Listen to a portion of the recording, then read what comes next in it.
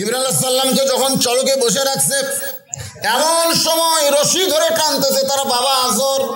খুব খেয়াল করবেন, জোহরের 4 রাকাত নামাজ আমরা কেমনে পাইলাম, আমাদের লাভটা কি, এটা বোঝানোর জন্য বলতেছি। চড়কে বসে আছে আমাদের জাতির পিতা ইব্রাহিম, আর রশি ধরে টানতেছে তারা বাবা আজর, আর নিচে নমরুদের আগুনের চুলা দাউ দাউ করে জ্বলতেছে।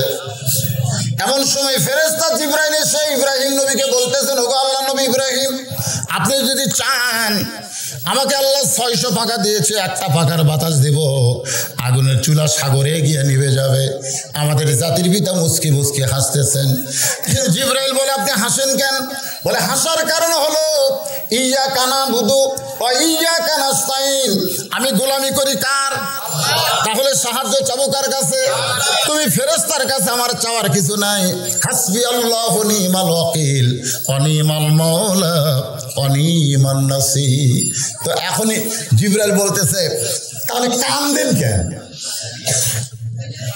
কান্দেন কেন? বলে, কান্দার কারণ হলো আমার বাপ আমাকে রশি ধরে টানতেছে, আগুনে ফেলে দিবে। দুনিয়াতে কোনো সন্তান যদি বিপদে পড়ে, বাবা তাকে সাহায্য করার জন্য আগে আসে। আর আমি এমন একটা বাপ পেলাম রে, যে বাপ বেটা আগুনে ফেলে দেওয়ার জন্য দড়ি টানতেছে। এটা কেমন বাপ? এই বাপের কথা চিন্তা করে আমার চোখত পানি আসতেছে।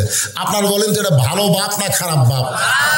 আচ্ছা, যেই বাপ একা একা ফজর নামাজ পড়ে, বেটা ঘরের মধ্যে ঘুম পাড়ে, এটা কেমন বাপ? না 22 বছরের ছেলে ল্যাপের মধ্যে ঘুম পাড়তেছে, আর বাবা একলা একলা উজু করে মসজিদে এসে সামনে কাতারে নামাজ পড়তেছে। নামাজ শেষ করলে ফেরেশতাকে, আল্লাহ তোমার বান্দা যে কষ্ট করে সামনে কাতারে নামাজ পড়লো, এর রেজাল্ট কি? আল্লাহ বলতেছে জাহান্নামে। ফেরেশতাকে, আল্লাহ এত কষ্ট করে নামাজ পড়তে তাও জাহান্নামী? আল্লাহ বলতেছেন, কু আনফুসাকুম ওয়া আহলিকুম নারা, জাহান্নামের আগুন থেকে বাঁচতে গেলে এখানে একলা বাঁচলে হবে না, ওর আহালদের নিয়ে বাঁচা লাগবে। জোরে কোন কথা ঠিক কি না? তো বাবা নিজে নামাজ পড়ো, আর ছেলে ল্যাপ গরম করে, ওই জায়গায় তুমি আজান দেও না। মুয়াজ্জিন আজান যদি তোমার সন্তানের কানে না যায়, তুমি বাবা দ্বিতীয়বার আজান দাও। জোরে কোন কথা ঠিক কি না? জুমার নামাজে কয়বার আজান দেয়? 2 বার দেয় না? তখন তো 2 বার কেন হয়েছে? প্রথম একটা নামাজের আজান দেয়, আর খুতবা দেওয়ার আগে আর একটা আজান দেয় না? আজান দেয়। তো আপনি দরকার 2 বার আজান দেবেন। মুয়াজ্জিন আজানে আপনার বেটা চেতনা পাইনি, আপনি আর একবার আজান দেবেন। রাসূল বলেছেন, 7 বছর থেকে তোমার সন্তানকে নামাজের তালিম দাও, আর 10 বছর থেকে জোর করে নামাজ ধরাও। জোর করে না করলে 5 হাত বেড়ে নামাজ ধরা লাগে। জোরে তোর কথা ঠিক কিনা? আপনারা কয় বাবা আছেন এখানে? যেই বাবা নিজে নামাজ পড়ে, বেটা নামাজ পড়ে না, ওই বাবা আজরের চাইতেও খারাপ। কারণ আজর চাইছে ইব্রাহিমকে নমরুদের আগুনের মধ্যে ফেলে দেওয়া, আর এখনকার বাবারা চাচ্ছে তার সন্তানকে জাহান্নামের আগুনে ফেলে দেওয়া। জোরে কোন কথা ঠিক কিনা? আপনি কি কোন নমরুদের আগুনের পাওয়ার বেশি না জাহান্নামের আগুনের পাওয়ার বেশি? আপনার ছেলে সারাদিন স্কিন প্যান্ট পরে ঘরে, সারাদিন এমন একটা ফুল প্যান্ট পরছে, এত টাইট যেটা পরে বসে পেশাব করা যাবে না, ওই রকম ফুল প্যান্ট পরে সারাদিন আপনার বেটা ঘরে। আপনি কোনোদিন কিছু কইছেন? না কেন? আপনার বেটাকে ডাক দেওয়া দরকার, যে বেটা সকালে বের হয়ে গেলি, সন্ধ্যার সময় ফেরত আলি, তুই কি পেশাব করিস নি? তোকে আব্বা করছি। তো কেমনি করলে আমাকে একটু দেখাতো, দেখা। তোকে আব্বা এটা করে তো বসা যায় না, তো কি হয়ে করছিস? খাড়া হয়ে করছিস। তো খাড়া হয়ে পেশাব করে মানুষের চরিত্র না জানোয়ারের চরিত্র? তো তুই জানোয়ার হয়ে দাঁড়ায় পেশাব করলি, পানি লিছিস? পানি লিছিস? তোকে খাড়া হয়ে তো পানি নেওয়া যায় না। তাই হোক, খাড়া হয়ে তারা পেশাব করে, শোনেন, একে পেশাব জীবনেও নিংড়ে না। যেই পেশাব শেষ করে তেল লাগাছে, তারপর টপ টপ টপ টপ করে পেশাব দিয়েছে, ও নিচকার জাঙ্গা ভিজে গেছে। তো জাঙ্গা যে ভিজে গেল, ছোট বাচ্চা পেশাব করলে ক্যা করে কান্না ওঠে। জোরে কোন ঠিক কিনা? ক্যা করে দেখবেন ছোট বাচ্চারা পেশাব করার পরে কিন্তু আর চুপ থাকে না, ক্যা করে কান্দে। মা বুঝে আমার ছেলে পেশাব করছে, দৌড়ে দেয়, পেশাবের কাপড় টান দেয়, পাশা মুছে শুকনা একটা কাপড় দেয়। তো তোর ছোটবেলায় তোর মাও তোর পেশাবের কাপড় টান দিয়ে শুকনা কাপড় দিছে, এখন তোর বয়স 22 বছর, তোর টপ টপ করে পেশাব দিয়ে জাঙ্গা ভিজে গেল, এটা টান দিল কে? কেউ টান দেয় না। আব্বা তোটা কি হলো? তাই ওটা ওটি শুকে গেছে। তো শুকে যাওয়া খবর কি জানিস তুই? শুকে যায় ওখানে জার্ম পয়দা হলো, জার্ম। এই জার্ম খালি চোখে দেখা যায় না, অনুবীক্ষণ যন্ত্রতে দেখতে হয়। ওই জার্ম তোর পেশাবের ছিদ্র ভিতরে ঢুকে তোর পেশাবের গোড়ার যে রগগুলা সব মরে গেল, তোর আগা মোটা গোড়া চিকন বেলা মাছের মতো হলো। এখন তোর সাথে বিয়ে বসবি কে রে? বাপেরা নিজের বেটাকে জান্নাতের জন্য একটু চেষ্টা করা দরকার আছে না নাই? আপনার 17 বছরের মেয়ে পরিমনের মতন হাইল করে কিলকিল করে রাস্তায় ঘোরেন, আপনি বাবা হিসাবে তাকে জান্নাতে নেওয়ার জন্য কি কোনোদিন তালিম করেছেন? আল্লাহ নবী বলেছেন, ফাতেমা তুমি কখনো মনে করবো না তোমার বাবা আল্লাহর নবী বলে তুমি জান্নাতে যাওয়া, এই কথা কখনো মনে করবো না। আমি আল্লাহর নবী হইনি, তুমি আমার মেয়ে জান্নাতি, এইটা কখনো মনে করবা না। জান্নাতে যদি যাবার চাও তাহলে জান্নাতের আমল করে তোমাকে জান্নাতে যেতে হবে। 9 বছর বয়সে নবী ঘরের মধ্যে ঢুকে দেখে ফাতেমা হাতের মধ্যে চুরি দিয়া মুসকে মুসকে হাসতেছে। নবী ঘর থেকে বাইরে গেলেন, ফাতেমা চমকে গেল। যে বাবা ঘরের মধ্যে ঢুকে আমাকে মা বলে আদর করে ডাকে, সেই বাবা ঘর থেকে কেন বাইরে যায়? বারান্দায় গিয়ে তাকায় দেখে নবীর চোখ দিয়ে দর দর করে পানি পড়তেছে। নবীর চোখের পানি মুছে দিয়ে বলে, বাবা কি দুঃখ আপনার মনে এমন করে কান্দেন? রাসূল বলে, ফাতেমা যে দুনিয়াতে সাজবে মা, আল্লাহ তার আখিরাতের সাজ কমায় দিবে। ফাতেমা বুঝতে পারলেন তার বাবার মনের কষ্ট, হাতের চুড়ি খুলে মাটির ফাইলা দিলেন। নবী দৌড়ে গিয়ে ওই চুড়ি 2টা কুড়ে জামার পকেটের মধ্যে ঢুকাইলেন। ফাতেমা বলে, বাবা যে চুড়ি হাতে দেওয়ার কারণে আপনি বেজার হলেন, এখন সেই চুড়ি ফেলে দিলাম কেন পকেটে ঢুকাইলেন? রাসূল বলে, ফাতেমা তোর নাকে একদিন নাকফুল পরায় দিব, তোর কানে কানের দুল পরায় দিব, তোর গলায় মালা পরায় দিব। ফাতেমা বলে, কবে কবে? আল্লাহ নবী বললেন, যেদিন তোমার বিবাহ হবে।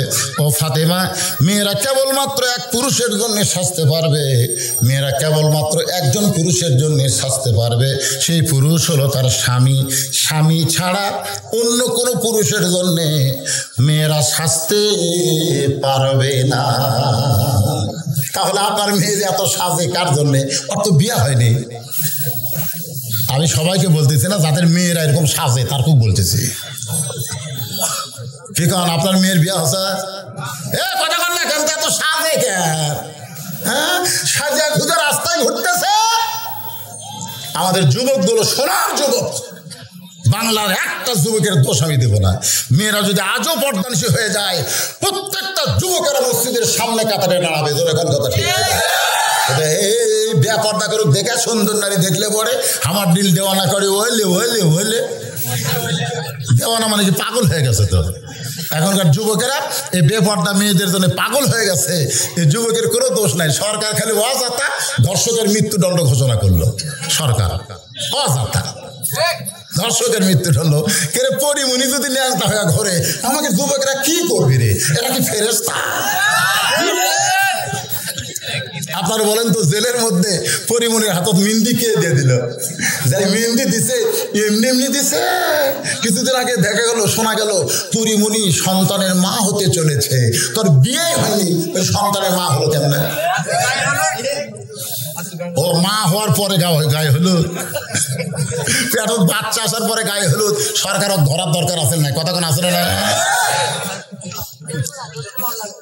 আল্লাহ কোরআনে বললেন, ও করোনা ফি বুয়ুতিকুন্না ওয়ালা তাবাররাজনা তাবাররুজাল জাহিলিয়াতিল উলা। রে মেয়েরা, তোমরা ঘরের মধ্যে থাকো, তোমরা ঘরের বাহির হও না। কোন প্রয়োজনে যদি ঘরের বাহির হও তাহলে হেজাব নিয়ে, পর্দা নিয়ে হবে।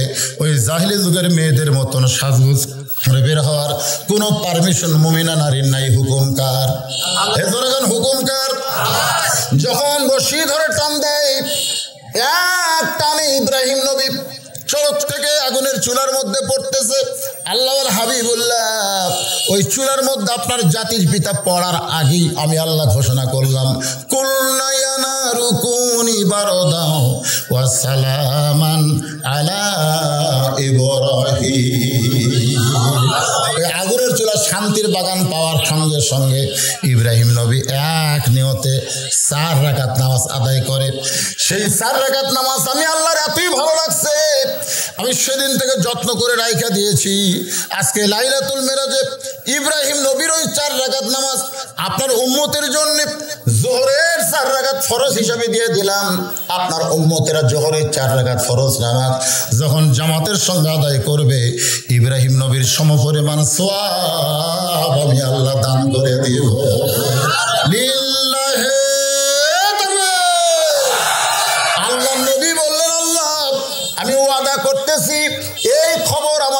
উম্মতেরা যখন শুনবে, আমার বিশ্বাস আমার উম্মতেরা জোহরের নামাজ কোনোদিন জামাত ছাড়া আদায় করবে না। আমার উম্মত যারা হবে তারা জোহরের নামাজ আদায় করবে ইনশাআল্লাহ। এখন আমাদেরকে জোহরের নামাজ আদায় করার দরকার আছে না নাই? আল্লাহ রাসূল বললেন, আল্লাহ এই আসরের 4 রাকাত ফরজ নামাজ আদায় করলে লাভ কি? এই নামাজ সম্পর্কে আমি একটু শুনতে চাই। আল্লাহ বলেন, হাবিব আপনার উপর সেই কিতাব নাজিল করেছি। ভাইজান বিরক্ত হচ্ছেন আপনারা? একটু মনোযোগ দিয়ে শোনেন। আপনার উপর সেই কিতাব নাজিল করেছি, এই কিতাবের মধ্যে সবচাইতে বেশিবার যেই নবীকে নিয়ে আলোচনা করা হয়েছে সেই নবীর নাম হলো মূসা কালিমুল্লাহ। সবচাইতে কোরআনে যে নবীকে নিয়ে বেশি কথা হয়েছে সেই নবীর নাম কি? মূসা কালিমুল্লাহ। সুবহানাল্লাহ। মানে মূসা কালিমুল্লাহ আল্লাহর সঙ্গে যে কথাবার্তা বলতে পারতেন, এই কথাবার্তা বলার কারণে আল্লাহর সঙ্গে বহু কথা কইছেন, বহু কথা। একদিন মূসা নবী বলতেছে, আল্লাহ ও আল্লাহ আমার যা আছে তোমার তা নাই।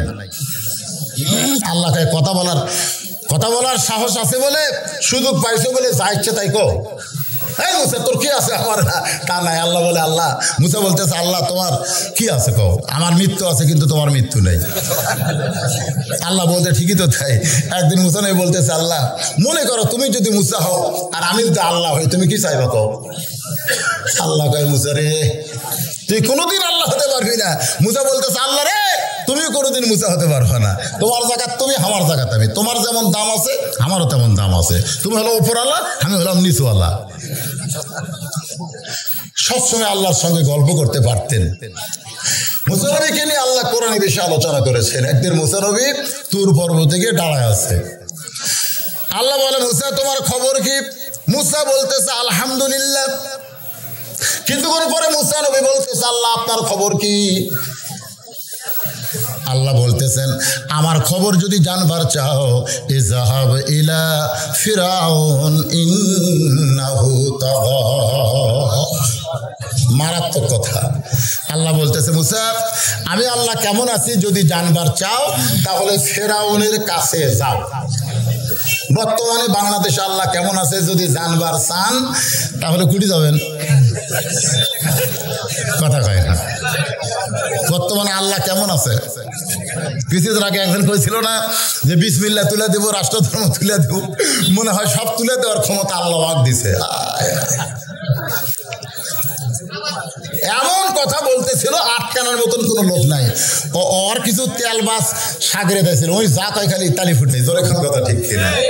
আল্লাহ কয় যে হারে তুলে দিবার ধরলো, এক তো না তুলে দেওয়া পর্যন্ত হবে না।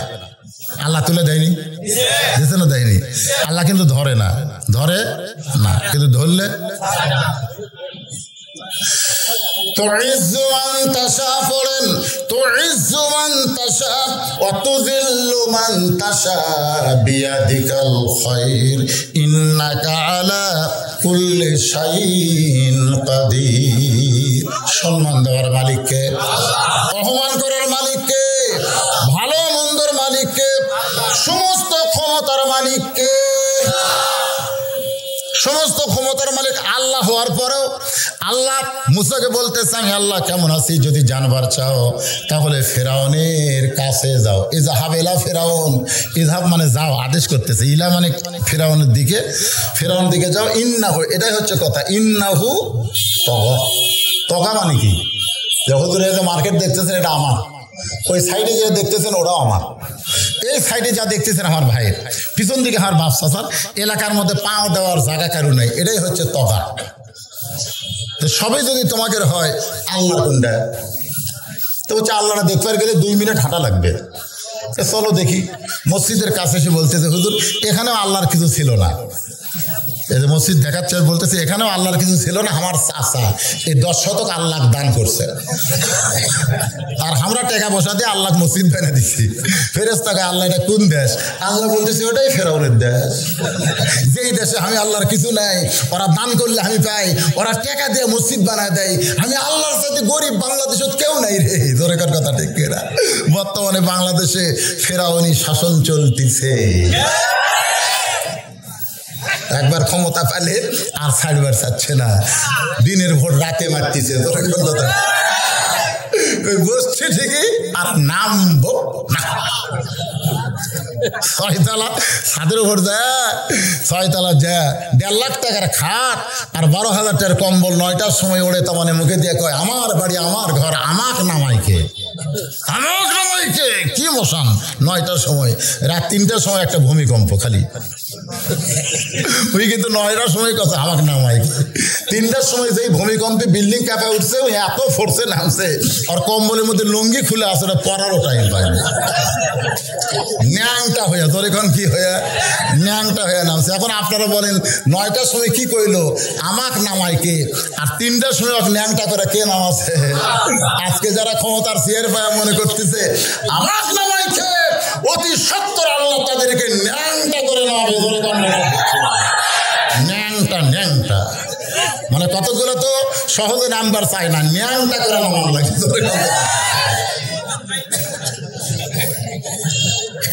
এখন মুসা নবী ফেরাউনের কাছে গেছে, জোরগান কার কাছে? এই শোনেন, আসরের 4 রাকাত ফরজ নামাজ আমরা কেমনি পাইলাম? শোনার দরকার আছে না নাই? ফেরাউনের দরবারে মুসা নবী গিয়া দেখে ফেরাউন চেয়ারত বসে, জোরগান কাঁধ বসে, চেয়ারে চেয়ারে। আসলে চেয়ারে বসে আপনাকে নামাজ হবে না ভাই, বাড়িতে হবে। এই মশলাটা ভালো করে খেয়াল করেন। আপনি যদি অসুস্থ হন, আপনার পাও ভেঙে গেছে, মাজা লড়তেছে না, ওপর নিচু হওয়ার পারতেছেন না, তাহলে বাড়িতে চেয়ারে নামাজ পড়বেন। চেয়ারে বসে বাড়িতে নামাজ হবে, কিন্তু জামাতে হবে। কারণ আল্লাহ কোরআনে বলেছেন লা ইউকাল্লিফুল্লাহু নাফসান ইল্লা উসআহা। তোমার কষ্ট হবে এমন কিছু আমি আল্লাহ তোমাকে চাপায় দেই নাই। তুমি যদি 60 বছর চাকরি করার পরে পেনশন পায়া ফ্রি বেতন খাওয়ার পারো, তুমি 60 বছর ঠিক মতো নামাজ পড়ো, বুড়া বয়সে যদি নামাজ পড়ো ঠিক মতো নাও পারো, ওই আগেকার নামাজ পড়ার কারণে পেনশনের সব আল্লাহ তোমাকে দিয়ে দেবে। আপনার বলুন তো সরকারের চাইতে আল্লাহর দয়া কম না বেশি? এই জন্য আপনারা চেয়ার নিয়ে মসজিদে আসবেন না। আপনাদের চেয়ারের কারণে সুস্থ ব্যক্তির জামাতে নামাজ আদায় হয় না। কারণ জামাতে নামাজ পড়তে গেলে পায়ের গোড়ালির সঙ্গে গোড়ালি মিল করা লাগবে। যেরকম কথা ঠিক। আল্লাহ রাসূল ওয়াক্কামাতে সালাম না বলা পর্যন্ত কেবলামুখী হতেন না, কেবলামুখী হতেন না, মুসল্লির দিকে হয়ে থাকে। বলতেন ওই জায়গায় ফাঁক কেন, ফাঁক বন্ধ করো, এই বেলাল আবু বকরের কাছে দাঁড়াও, এই আম্মার ওসমানের কাছে দাঁড়াও।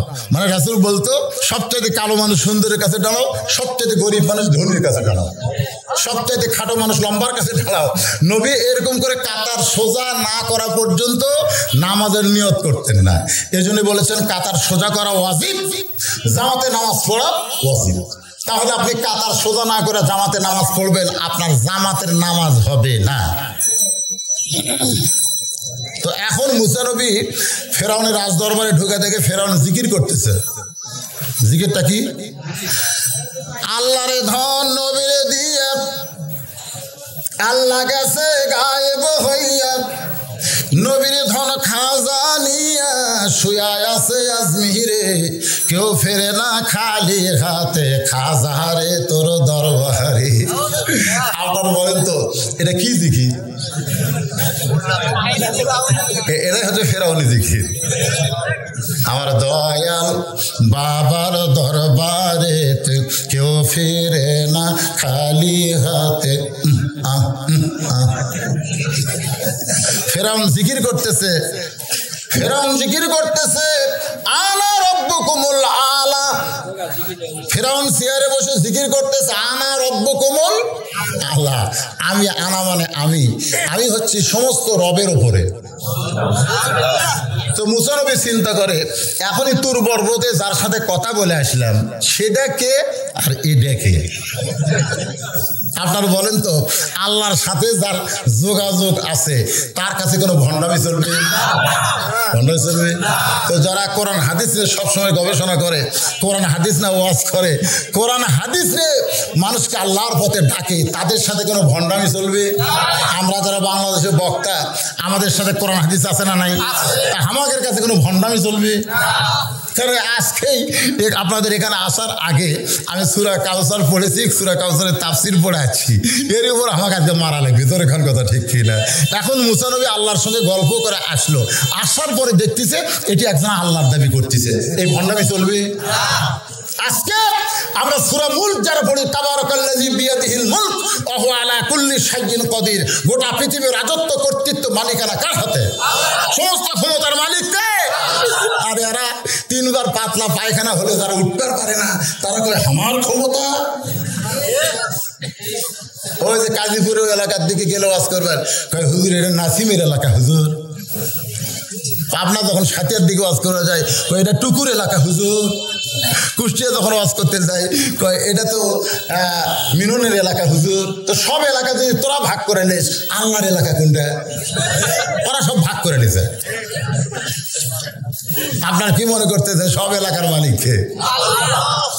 ফেরাউন যখন জিকির করতে চান রব্বুকুমুল আ'লা, সঙ্গে সঙ্গে মুসা নবী লা পড়েন, লা ইলাহা ইল্লাল্লাহু মুসা কালিমুল্লাহ।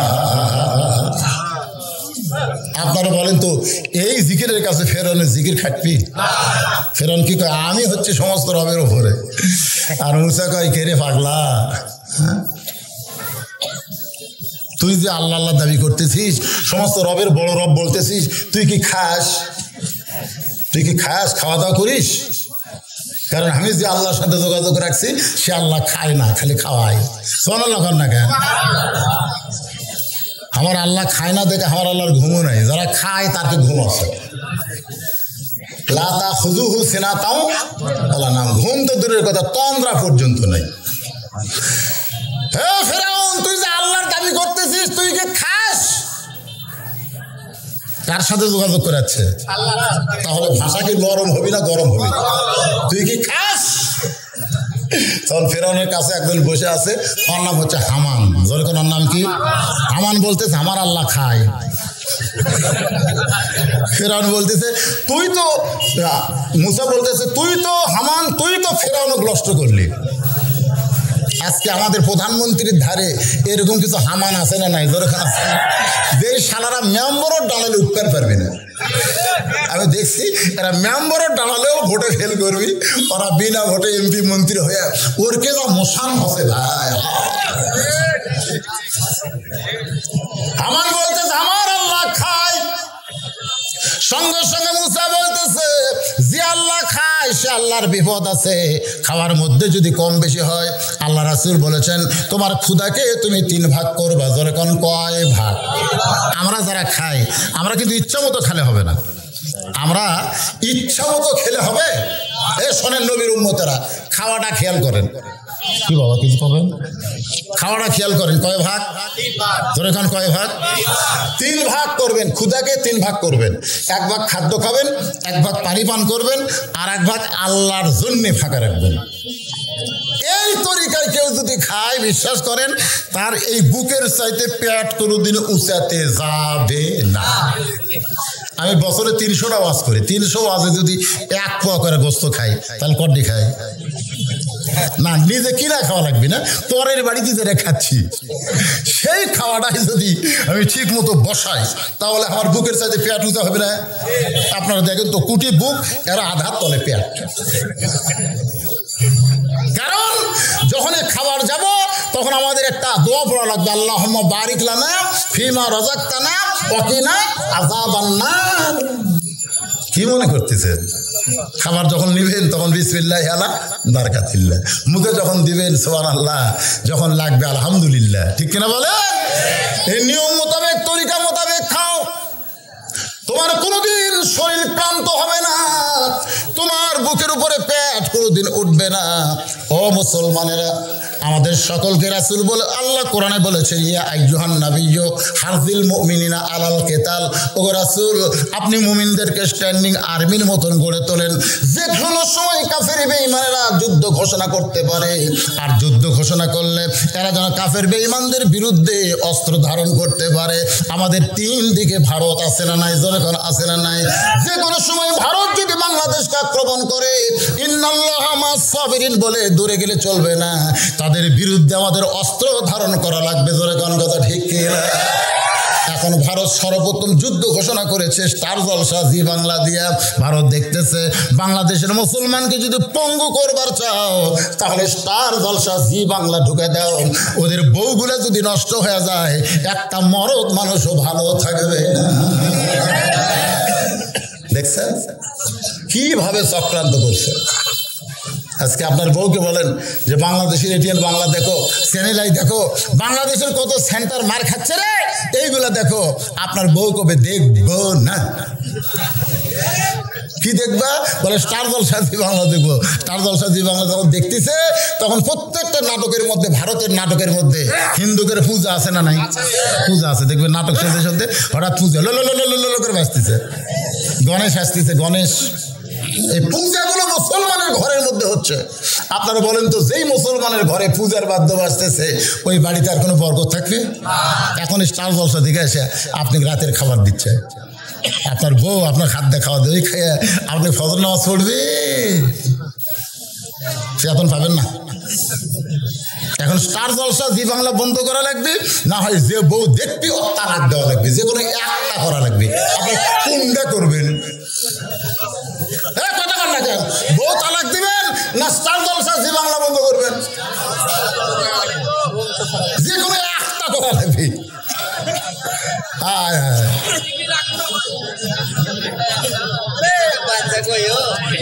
আমার মায়েরা বোনেরা যারা পর্দার অন্তরে আছেন, যদি ফাতেমার সঙ্গে জান্নাতে যাবার চান, ফাতেমা হচ্ছে খাতুনে জান্নাত, জান্নাতি নারীদের নেত্রী। সেই ফাতেমা যাদের পছন্দ করবে না তারা কোনোদিন জান্নাতের সীমানায় যাইতে পারবে না।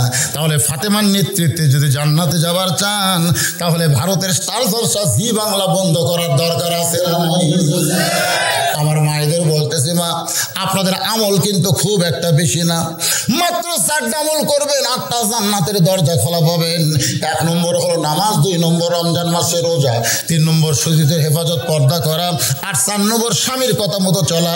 এই 4টি আমল যদি করতে পারেন মা, আল্লাহ তাআলা ফাতেমার সঙ্গে আপনাদের জান্নাত দিয়ে দিবে। এখন মুসা নবী বলতেছে, রে ফেরাউন, খাওয়ার মধ্যে যদি কম বেশি হয়, খাওয়ার মধ্যে কম বেশি হয় না? দেখবেন ওরা 4 জন বন্ধু বিয়ের অনুষ্ঠানে যাচ্ছে, যাওয়ার সময় আর গল্প করতেছে, আমরা কিন্তু খালি গোস্ত খাবো। জাতি গল্প করতেছে খালি গোস্ত খাবো, আমরা ভাত টাত কিছু খাবো না। তোরা 4 জন এক টেবিলে বসে বলতেছে, সাকিদার যারা বাঁটে তার কি কর আপনারা? তারা বাঁটা দেয় না, খাওয়ায়, তার কি কর? বাবুর্চি রে যায় এসে টেবিলে খাবার দেয়, বাবুর্চি কয়, বাবুর্চি খাবার দেয়, বাবুর্চি পাক করে। আমাকে কাহালুতে কয় সাকিদার।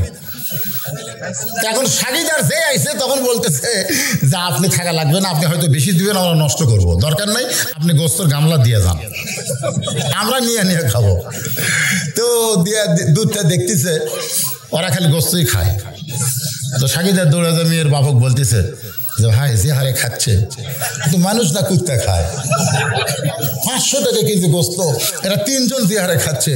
মেয়ের বাপ খালি মোটমোট কামড়ায় কয়, যদি বরের সাথে না আসতো, যদি বরের সাথে এরা না আসতো ওকে চাপা ভেঙে দিতাম, খালি বরের মুখের দিকে তাকে মাফ করে দিলাম।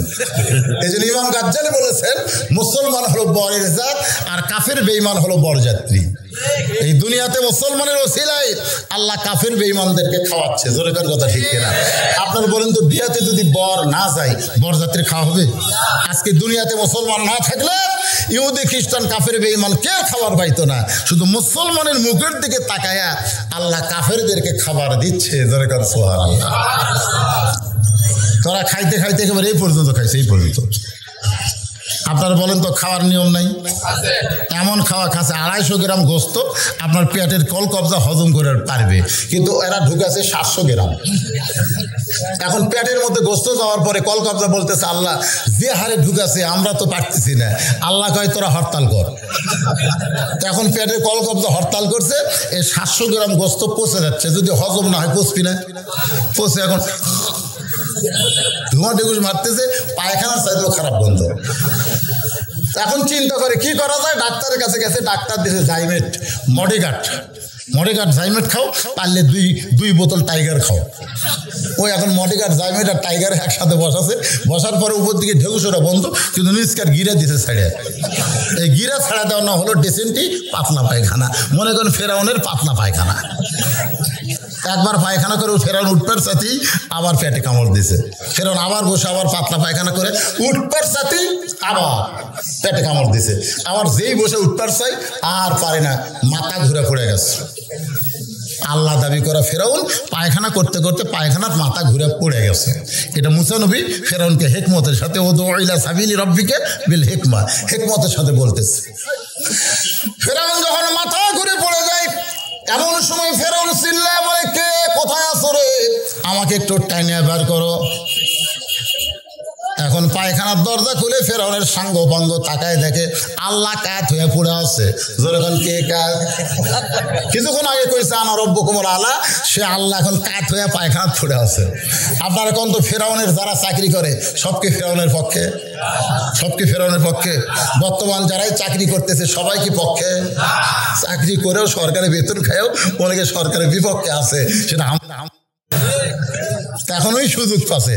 ওই এখন বলতেছে খালি ক্ষমতার অহংকার দেখান, 1 লাখ বাড়াবার পারেন না। আজকে বাংলাদেশে অনেকে ক্ষমতার অহংকার দেখায়, 1 লাখ বাড়াতো পুলিশ রাজিসকা 1 লাখ ধরে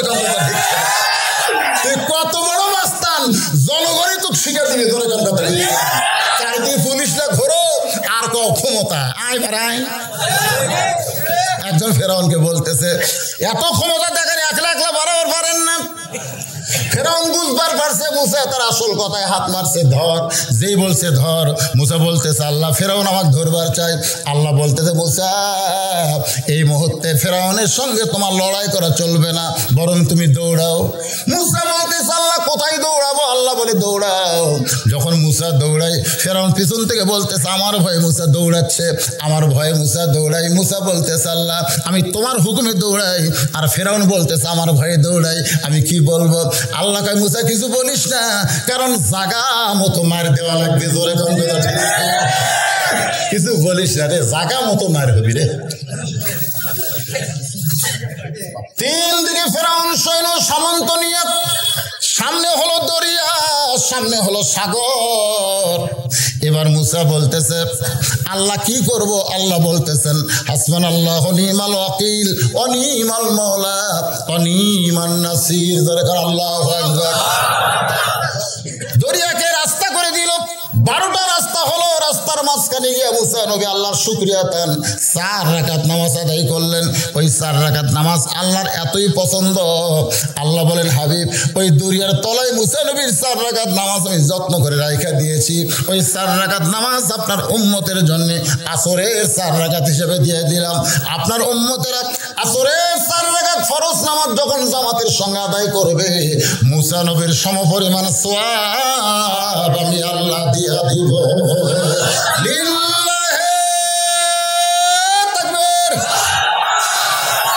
আল্লাহ নবী বলেন আল্লাহ এই খবর যখন আমার উম্মতকে দিব, আমার বিশ্বাস আমার উম্মতেরা জীবন দিবে, কিন্তু আসরের নামাজ কোনোদিন ছাড়বে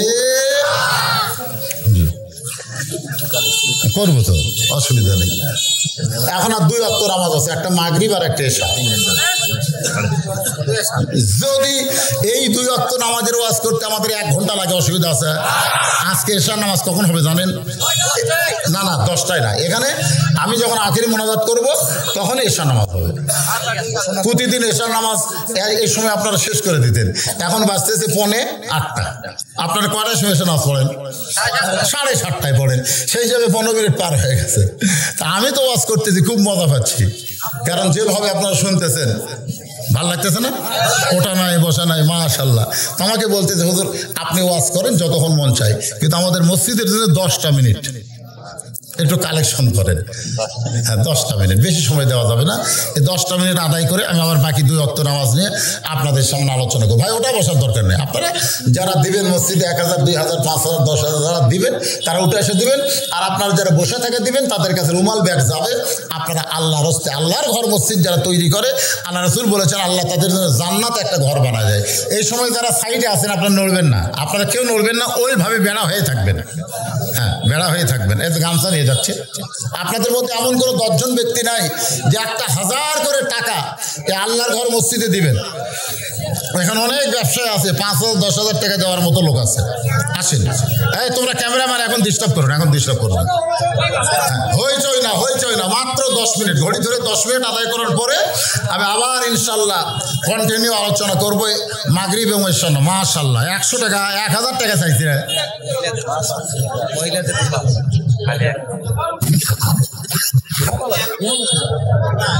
ব্যাগ নিয়ে রুমাল নিয়ে পিছন দিকে ওঠে কেন? এই যে এক গামছা নিয়ে হবে না তো। 10 মিনিট সময়ের মধ্যে সব কমপ্লিট করা লাগবে। 10 মিনিট টাইম। আপনাদের মধ্যে 1000 টাকা দান করার কেউ নাই? আমার হাতে একটু দেন, আমি দোয়া করে দেই।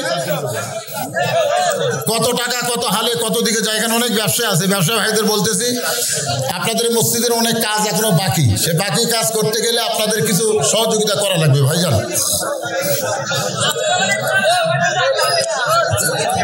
দেন, গামছার মধ্যে দেন, ব্যাগের মধ্যে দেন, যাই যা পারেন আল্লাহর রাস্তে দেন।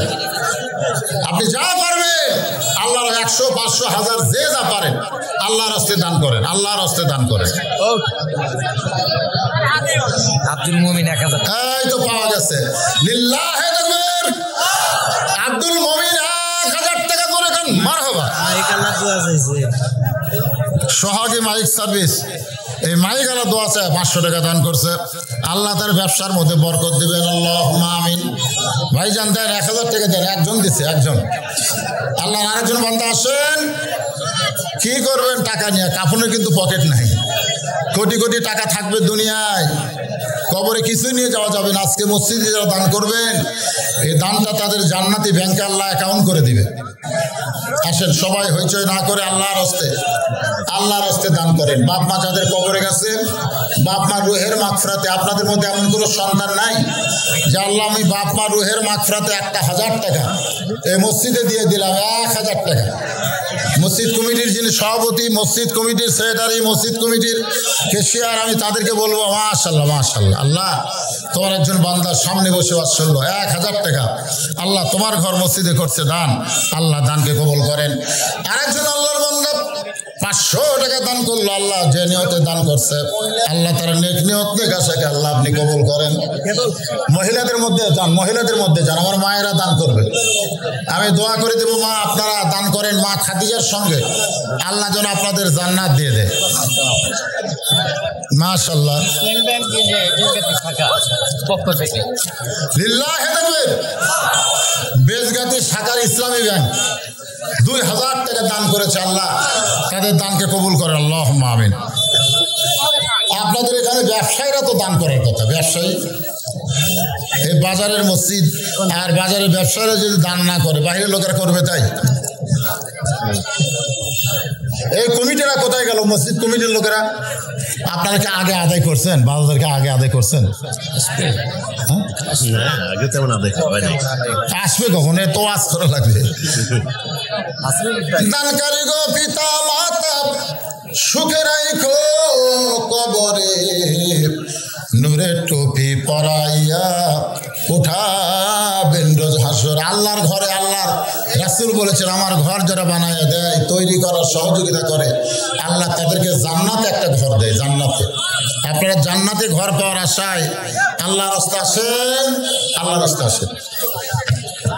ভাই রে এত জোরে ঝাড়ি দেন, পড়ে যাবে নিচের দিকে। সব 10 টাকা।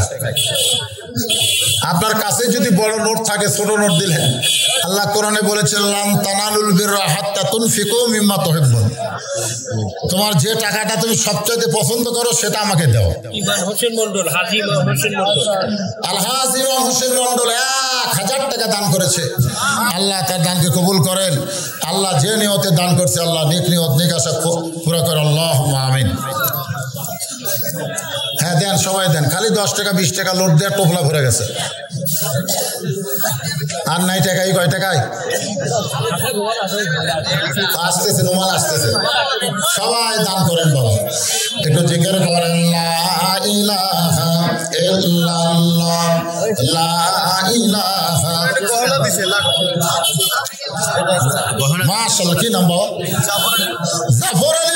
1000 টাকা আল্লাহ তোমার ঘরে করছে দান। আল্লাহ জাফর আলীর দানকে আল্লাহ আপনি কবুল করেন। একটা গহনা দিছে নাকুল, আল্লাহ যে নিয়তে দান করছে আল্লাহ আল্লাহ তার নেক নিয়ত নেক আশাকে আল্লাহ আপনি কবুল করেন। সুলেমান হোসেন মৃত্যু হচ্ছে তার জামাই। সুলাইমান সাহেব দুনিয়া থেকে চলে গেছে, তার জামাই দেখেন শ্বশুরকে জামাই কত ভালোবাসে। শ্বশুরের কবরকে আল্লাহ জান্নাতের টুকরা বানায় দেন। জামাই 1000 টাকা দান করেছে, আল্লাহ আপনি কবুল করেন। আল্লাহুম্মা আমিন, আল্লাহুম্মা আমিন। এই টাকা এখানে না ঢালা মসজিদের মধ্যে ঢাকা লাগবে। এরা মনে করতেছে টাকার বস্তা হয়ে গেল, সব ছোট লোক।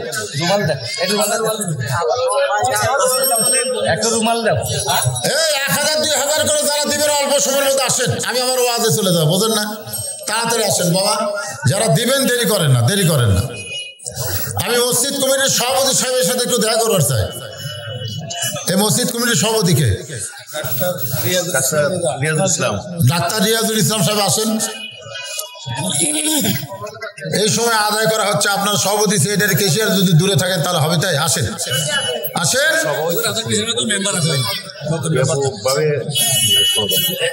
এই নতুন মেম্বার কে?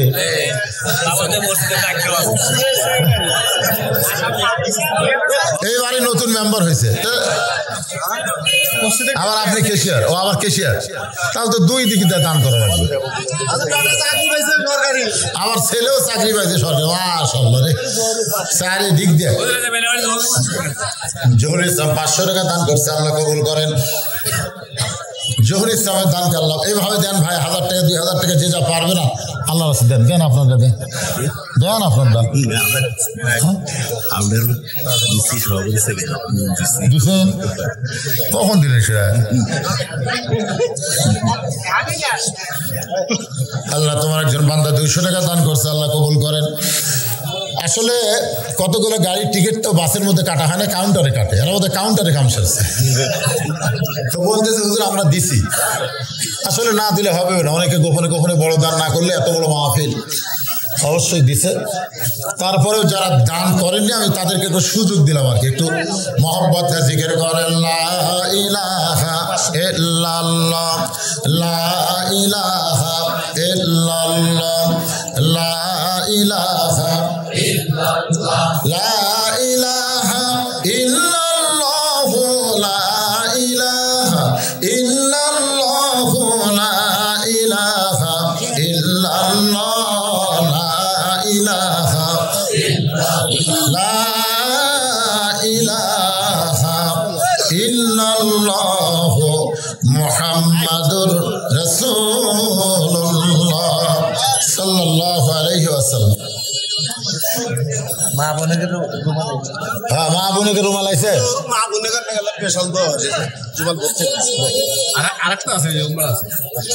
মা বোনেরা অনেক টাকা দান করছে। দেখেন যারা মসজিদে নামাজ পড়তে পারে না সেই মায়েরাও আল্লাহর ঘর মসজিদের মহব্বতে 1 টোপলা টাকা দান করেছে। আরো টাকা এই সাইডে মায়েরা আছে, তারা দান করবে। আপনারাও মাশাআল্লাহ টোপলায় অনেক টাকা দান করলেন, কিন্তু টেবিলে খুব একটা টাকা আদায় হলো না। আপনার দেখেন গোটা টোপলা খুলে একটা 500 টাকা লোড পাবেন না, মানে টোপলার মধ্যে যখনই টাকা দিবেন তখন সারে লস আসেল খান্নাস, তখন খান্নাস আপনাকে ধোকা দেয় 10 টাকা দিয়ে, 10 টাকা দিয়ে। আসলে 10 টাকা আর 500 টাকা দুটাই আপনার পকেটে আছে, কিন্তু দিলেন কোনটা? 10 টাকা। অথচ আল্লাহর কোরআন বলতেছে যেটা সবচাইতে বেশি মহব্বত করো সেটা দান করো। এটা আল্লাহ বলেছেন, লান তানালুল বিররা হাত্তা তুনফিকু মিম্মা তুহিব্বুন। তুমি যেটাকে মহব্বত করো, তো 10 টাকা 500 টাকা কোনটার উপর মহব্বত বেশি? 500 টাকা, সেটা দিলেন না, দিলেন 10 টাকা। তার মানে কি হলো? দান হলো ঠিকই, কিন্তু মহব্বতের দান হলো না। মাগরিবের 3 রাকাত নামাজ, নবী বলেন আল্লাহ এই 3 রাকাত নামাজ আদায় করলে আমার উম্মতের লাভটা কি?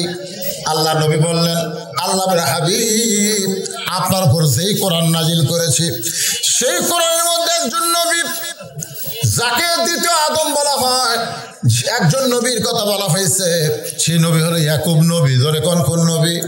ইয়াকুব নবী। সবাই একটু আমার সঙ্গে বলেন, ইয়াকুব নবী বাস করিতেন কেনানে, সবার চাইতে ভালোবাসতেন ইউসুফকে।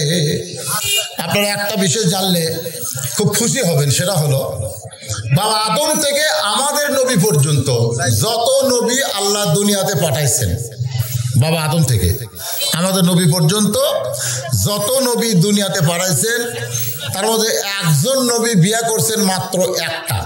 কয়টা? আর একজন নবী এখনো বিয়ে করেননি। আর এছাড়া যত নবী আছে সমস্ত নবীরা কম পক্ষে দুটা, কম পক্ষে দুটা, বেশি তো করছি। সুলাইমান নবী কত বিয়ে করছে তার হিসাবই নেই, বুঝতেছেন না?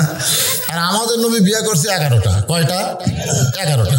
আর শুধুমাত্র আদম আলাইহিস সালাম বিয়ে করছে একটা। কয়টা?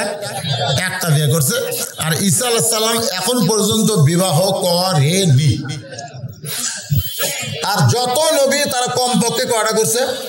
কথা কয় না, দুইটা। এই জন্য আল্লাহ কোরআনে যেখানে বিয়ের কথা কইছে সেখানে আল্লাহ প্রথম বলেছেন মাসনা, মানে দুটা বিয়ে করো। কয়টা করো? দুটা। আচ্ছা, আল্লাহ যে দুটা বিয়ের কথা প্রথমেই বললেন, কেন বললেন? কারণ দুই বিয়ের মজা আলাদা। এক বিয়ে যারা করছেন তারা কিন্তু মজা পাচ্ছেন না, তারা বিয়ে করছেন এই আর কি, মজা নেই। হাসতেছেন কেন? আমরা কি আল্লাহর সাথে একমত না দিব? আমি হয়তো পারি না দেখে একটা নিয়ে আসি, কিন্তু আল্লাহ যখন দুটার কথা কছে অবশ্যই মজা আছে। আল্লাহ বলেছেন সোলাসা, আরো যদি মজা লিবার চাও তো 3টা করো। যেরকম কয়টা করো? এই কথা কর না কেন? আল্লাহ বলেছেন আরো যদি মজা লিবার চাও তো রোবা 4টা করো। আর যদি মজা না লেও তাহলে একটা লিয়েই থাকো। কয়টা লিয়ে থাকো? এক বউ যদি রাগ করে আপনার করার কিছু আছে? আর এক বউ রাগ করলে আপনি যদি বলেন থাক আমি গেলাম ওটার কাছে, তখন দৌড়ে এসে পা ধরে বলবে যাইন না, আমার রাগ শেষ। কয় টাকা? 1000 টাকা আল্লাহর এক বান্দা করছে দান। আল্লাহ বান্দার দানকে কবুল করেন। জোরে কারণ আল্লাহুম্মা আমিন। যেই নবীর কথা, যে নবীর মাধ্যমে আমরা মাগরিবের নামাজ পেয়েছি, এই নবীর নাম হলো ইয়াকুব নবী। জোরে কোন নবী? ইয়াকুব নবী 2টা বিয়ে করেছিলেন। কয়টা? এক বইয়ের পেট থেকে 10টা সন্তান আল্লাহ দিছে, আর এক বইয়ের থেকে পেট থেকে মাত্র 2টা দিছে। সর্বসাকুল্যে 12। সর্বসাকুল্যে কত? এক বইয়ের পেট থেকে আল্লাহ 10টা সন্তান দিছে, 10টা। আর এক বিবির পেট থেকে দিছে 2টা। ইয়াকুব নবী একদিন নির্জনে বসে আল্লাহর কাছে বলতেছে, আল্লাহ আমার 2টা বইয়ের 12টা সন্তান হলো, কিন্তু এই 10টা সন্তান এত খারাপ, আর এই 2টা কেন এত ভালো? যে 2টা ভালো তার নাম হলো বনিয়ামিন আর ইউসুফ। এই 2টা খুবই ভালো, আর বাকি যে 10টা, এই 10টা এত খারাপ কেন হলো? আমি নবী হয়ে জন্ম দিলাম, তারপরে আমার 10টা খারাপ, 2টা ভালো কেন? আল্লাহ বলতেছেন, ইয়াকুব তুমি টেনশন করো না, সন্তান ভালো মন্দ এটা বাবার কারণে নয়, সন্তান ভালো মন্দ হয় মায়ের কারণে। কার কারণে? আপনার ছেলে যদি খারাপ হয়